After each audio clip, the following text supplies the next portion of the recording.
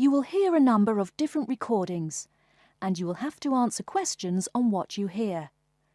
There will be time for you to read the instructions and questions, and you will have a chance to check your work. All the recordings will be played once only. The test is in 4 sections. At the end of the test, you will be given 10 minutes to transfer your answers to an answer sheet. Now turn to Section 1. Section 1. You will hear a conversation between an agent from City House Services and a customer who wants to have her house cleaned. First, you have some time to look at questions 1 to 4.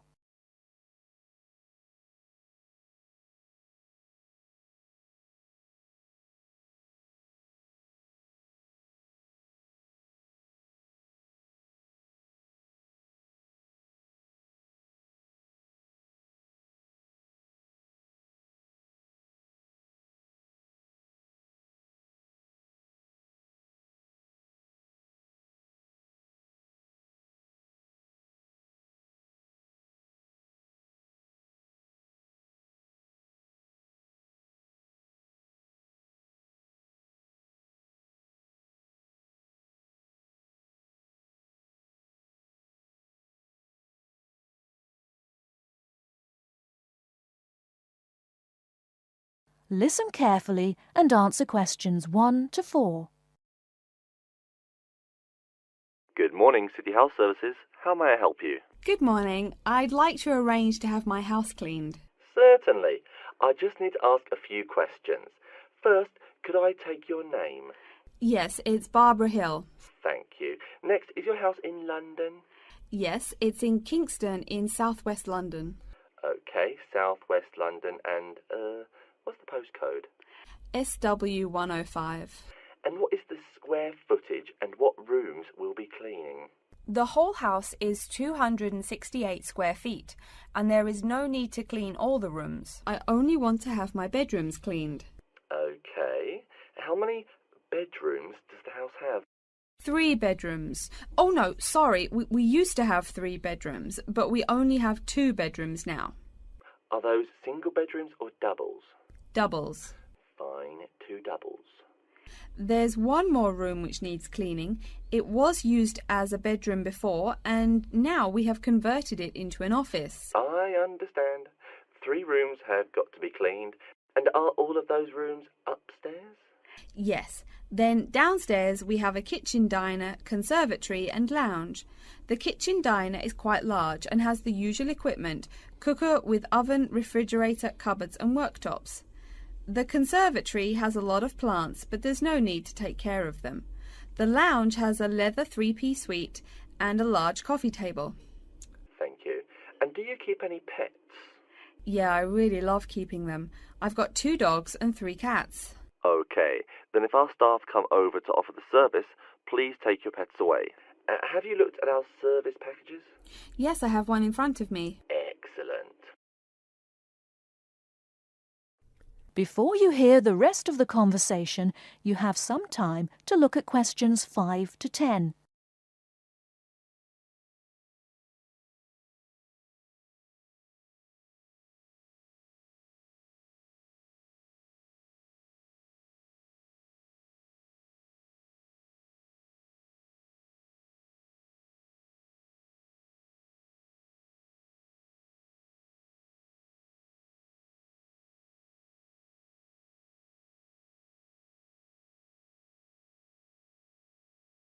Now listen and answer questions 5 to 10.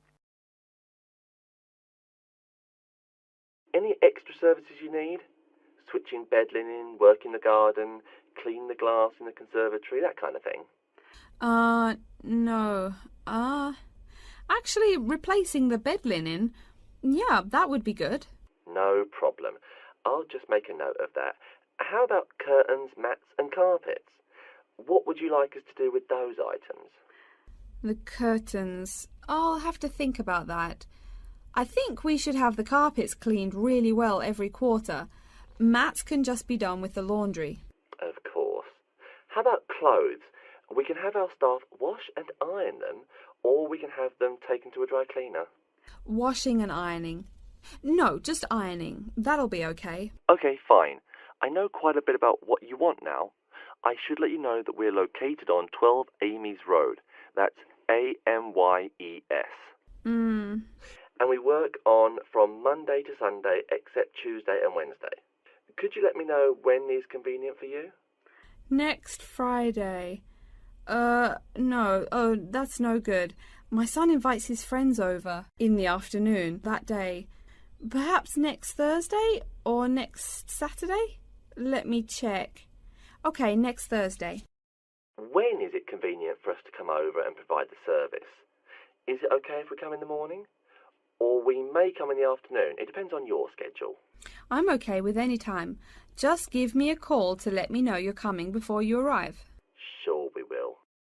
By the way, how long will it take for the service? We usually work 1 to 3 hours for house cleaning, and the work will take 3 hours at most. And of course, if it takes more than 3 hours, you should pay extra for it. Fine. So, let me just do some calculations. That is the end of section 1.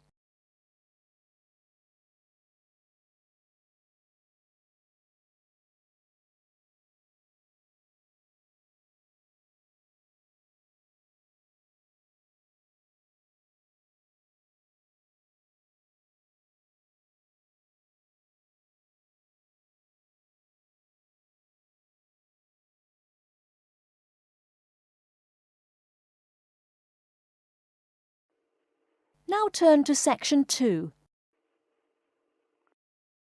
You'll hear a talk by a security worker from Sydney Airport who is introducing the day-to-day operations of the Australian Quarantine Service.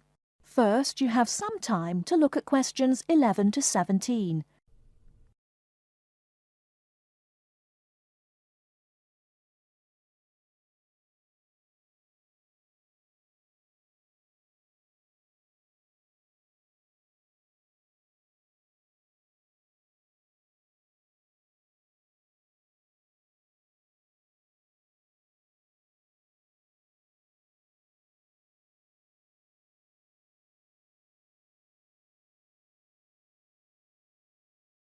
Now, listen carefully and answer questions 11 to 17.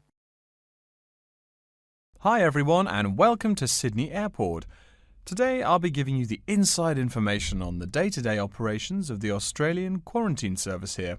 We hope to provide you with a better understanding of why such heavy security regulations are necessary by educating you on how we operate and why we do the things we do. We're not here to try to persuade you to fly through Sydney Airport, though we hope you'll find your experience relatively stress-free and comfortable. First things first, our personnel. Can anyone guess how many people work at Sydney Airport? We have 200 alone working in Terminal 2. So can you guess how many in the whole airport?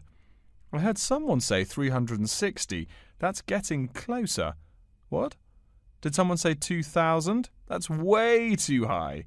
Sydney Airport actually employs 440 people. A lot, right? And about half of those employees work in security-related matters. Moving on to our not-so-human employees, let's come and see our favourite pooch, Milton. Milton is our best drug-sniffing dog on the force. He's friendly to most people. You can even come pet him at the end of our tour. Burnouts, beware though. He'll find everything. Notice that even though there are so many of us around him, Milton stays quite calm. This is the precise reason he was chosen for the job. Dogs that are chosen are not predisposed to sniff out different narcotics. That's something we teach them already. So here's a part of the airport most people never notice, the cargo transport terminal. This is where packages are shipped to and from. Normally, we ship around 4,400 packages per month. In this airport alone, over 52,000 packages were shipped in and out over the past year. We ship to and from 170 different countries. Not bad, eh? Probably it will go up to over 72,000 packages this year. And despite over 100 flights in and out of here daily, the number of lost or delayed packages is impressively low. If you send your package through here, rest assured we'll get it where it's going. Let's move on to the area most of us are familiar with, the passenger terminals. In order to be allowed into this area, you must pass through security with your ticket and, if you're travelling internationally, your passport. If you're travelling domestically, you just need a legal form of ID. If you don't have those, you will not be allowed to pass through security and board your flight. During the security scan, your carry-on items will be checked for dangerous items such as weapons, sharp objects, and liquids that exceed our specified limit. If you attempt to pass any of the prohibited items on this list posted at the entrance, you are still allowed to board the plane, but you'll be given a warning and your item will be confiscated. Don't worry, we will not arrest you for having too much shampoo in your bag or anything like that. We also search your carry-ons and parcels for any perishable items. We prohibit the transportation of local vegetation and prohibit parcels containing any insects in them. You may or may not have learnt about this in biology class, but when some plants are introduced to a new environment, they spread wildly and wipe out the current species around it. It is important to control the introduction of new plants into an ecosystem, so we must prohibit the transport of any fertile seeds. So what happens to parcels containing possibly suspicious items? It's of course something we do not take lightly here. If an object passes through the scanner that appears suspicious in any way, it is separated out for manual search by a member of our trained security personnel. If an illegal plant or simple sharp object like a pocket knife is found, it is simply disposed of in our biohazard waste containers, and the package itself is returned to the sender, or passenger if it is for a passenger flight. More serious weapons are reported to higher authorities for investigation. Before you hear the rest of the talk, you have some time to look at questions 18 to 20.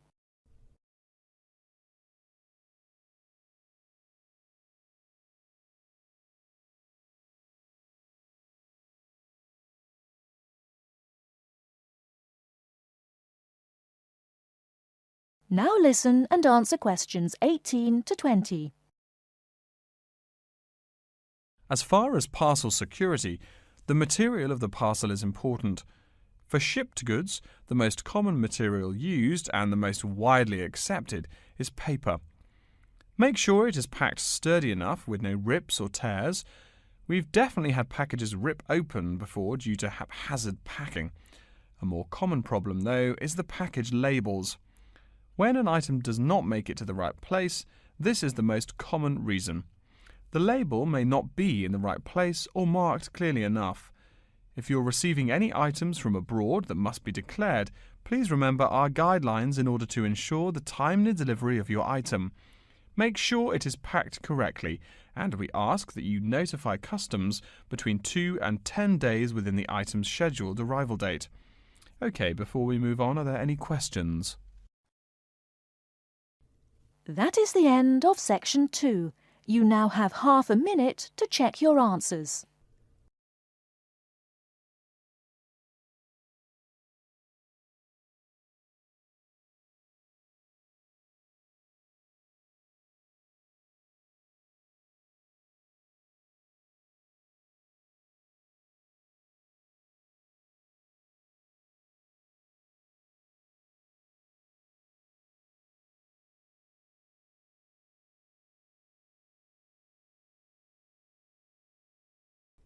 Now turn to section 3. You will hear a librarian called Adam Smith talking to the students about how to use the facilities in the library. First, you have some time to look at questions 21 to 26.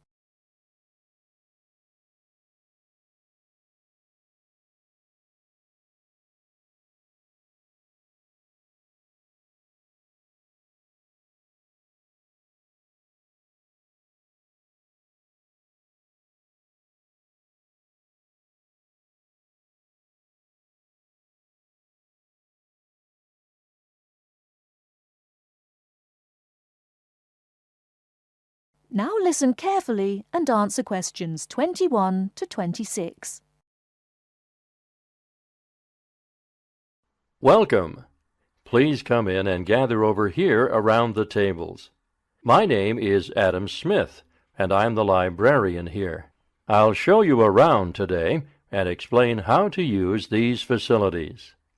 Hopefully, when I'm done with it, you'll know the ropes. And please feel free to let me know of any questions or concerns that you may have. Now we're at the gate of the library. Upon entering into the door, you'll find that the restrooms are on your left-hand side, and opposite them is a photocopy room. Many of you are wondering about the check-in and check-out process. What you have to do is go to the circulation desk, which is to the east of the photocopy room.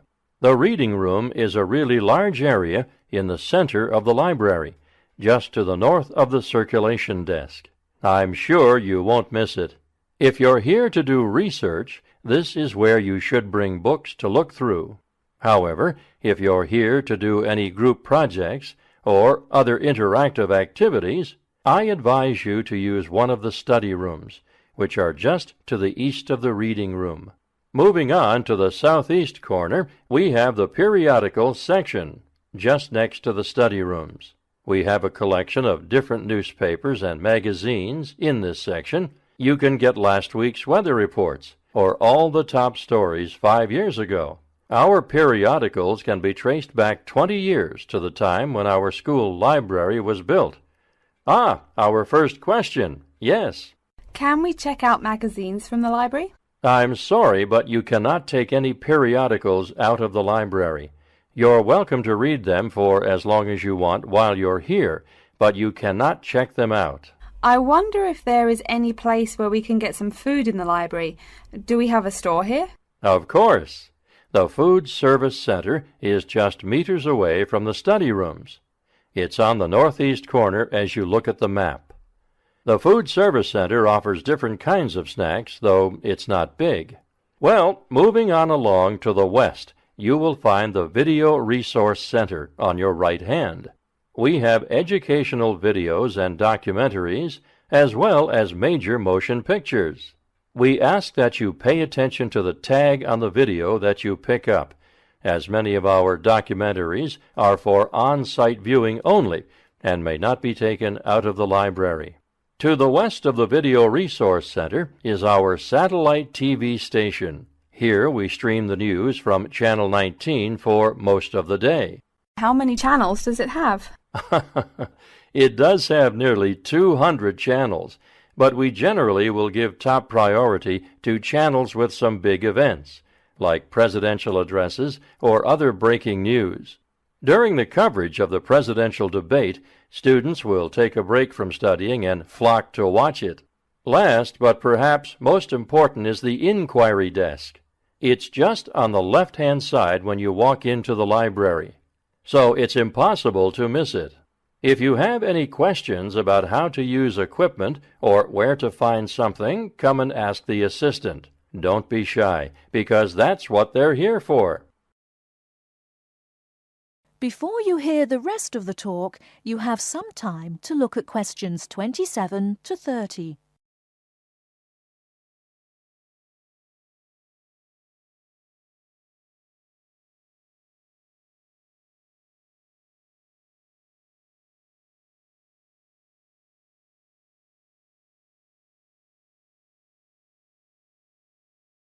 Now listen and answer questions 27 to 30. Speaking of questions, one of the questions we get asked is how to actually check out a book once a student has picked one out. If it's a fiction or non-fiction book, look for the pink and yellow checkout card inside the back cover of the book. You can also find information about the book on these cards, including its publishing date, genre, ISBN, and a log of dates it's been checked out before. Present this card to me or any library assistant, and we'll stamp it, and then the book can be kept for 3 weeks. You can find general information on a field of study by using one of our subject guides. We have them on paper here, but any of our computers will allow you to search within fields as well. What if the library doesn't have a resource we're looking for? Great question. I'm going to address that.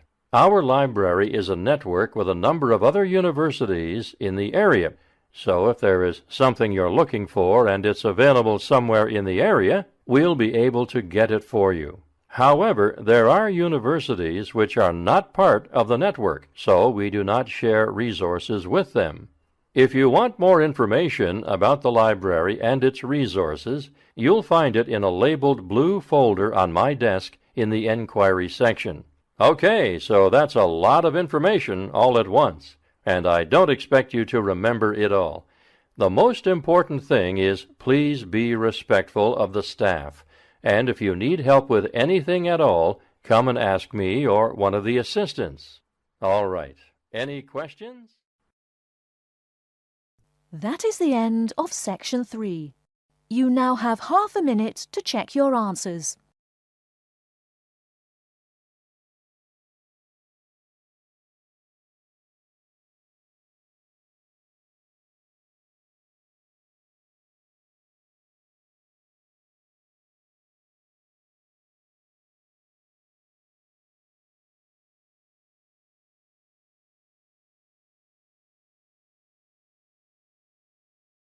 Now turn to Section 4.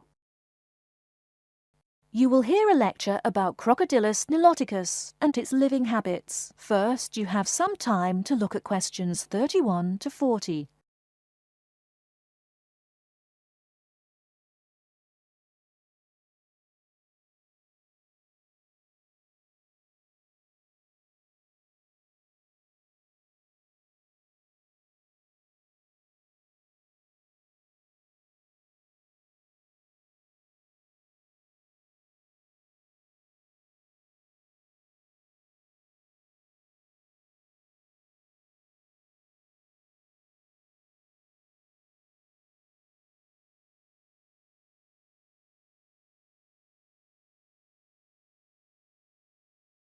Now listen carefully and answer questions 31 to 40. Good morning. Today we will continue our study of Crocodylus niloticus by talking about its living habits. We've already discussed the evolutionary attributes that set it apart from its crocodile relatives. Does everyone remember that? Yes, it has an extremely narrow snout and 3 or 4 rows of protective scales on its back, as compared to 2 rows on other members of the Crocodylus genus. Let's take a look at how these carnivorous man-eaters live, where they live, and finally, whether they really deserve their vicious reputation. To start, I'd like to address a great question posed to me by a student during yesterday's office hours. We talked about the distribution of crocodiles in Africa and saw that they are highly concentrated in the south and west of the continent. This student noticed that on the map displaying the distribution of crocodiles across Africa, there were no crocodiles in the northern region, and found no mention in the literature of the existence of crocodiles in the north of Africa. Why might there be no crocodiles in North Africa? Let's save this question for later in the lecture. To find out more about the social habits of the African crocodile, one researcher named Tara Shine of the University of Ulster in Northern Ireland conducted a survey of the wetlands in Mauritania and received reports of 46 crocodiles living in one group, or float as we say when referring to crocodiles, though the usual number is a little less than half of that. In general, crocodiles are more highly concentrated in wet subtropical environments near bodies of water and rich vegetation. While South American crocodiles thrive in cool rainforests, the African crocodile is more equipped for heat. Though they can survive at the hot temperatures found in some deserts, they are not equipped to handle dry climates and thus cannot survive in places like the Sahara Desert of North Africa. As cold-blooded animals, crocodiles' core temperatures fluctuate from their average of 38 degrees Celsius as external conditions change. Thus, they need to avoid extreme temperatures. Others live an underwater life, keeping a body temperature close to that of the water. As their own unique method of regulating their body temperatures, Some African crocodiles have made dens by digging holes in the ground to provide themselves with a cool, dark place to retreat from the hot African sun. Speaking of the hot African sun, let's go back to the question asked at the beginning of the lecture. We know that there used to be crocodiles in northern Africa, yet today there are none. What are some possible explanations for this? Some students have suggested that the African crocodile has evolved from a desert creature into a wetland creature, thus causing them to migrate south for more appropriate conditions. Others presume that the crocodile was hunted out of northern Africa by a fiercer predator. While these are intelligent guesses, the real story is a little bit different. The key to this migration is that the Sahara Desert did not always cover the north of Africa. About 8,000 years ago, the land was fertile wetlands, perfect for breeding crocodiles. Over time, though, the area dried out and the wetland slowly turned to desert, leading the African crocodile to migrate south to the marshlands they call home today. Some crocodiles did, however, adapt to living in dry conditions. In Mauritania, some crocodiles have learned to survive in an area where they can go up to 8 months with no water, by spending the driest of times in what's called a torpor, or short period of hibernation. To utilize every bit of rainfall, these desert crocodiles dig underground caves that collect runoff, thus staying cool and hydrated. During the mating period in November and December, males attract females to their viciously protected territory through a number of behaviors that range from snapping their jaws all the way to sending infrasonic pulses through the water. Afterwards, the female digs a hole up to 60 centimeters in depth to store the eggs for an 80-day incubation period. The female protects these eggs during the period, and sometimes even helps crack the eggs with her snout at the end. These teeth-gnashing carnivores are softer than we think. Although these vicious creatures have attacked humans on a few occasions, the residents are not afraid of them. In fact, they show a great deal of reverence towards these wondrous creatures. Some say that crocodiles bring water to their habitat, so if they leave, they will bring the water with them. Obviously, this is not true, but it demonstrates the admiration the inhabiting people have for crocodiles. Generally, crocodiles do not predate on humans. They attack when humans populate the crocodile's habitat, instilling fear and uneasiness in the crocs. Like any other species, crocodiles are known to attack when feeling fear. There's still a lot more to be discovered about the African crocodile. Researchers want to know more about the population size, how many crocodiles inhabit Africa in all, how they form separate floats, etc. There is still also much to learn about migration patterns and relations to other populations of crocodiles now found in other parts of the world. Next time, we'll examine a few specific case studies of crocodile populations in southern Africa. That is the end of section 4. You now have half a minute to check your answers.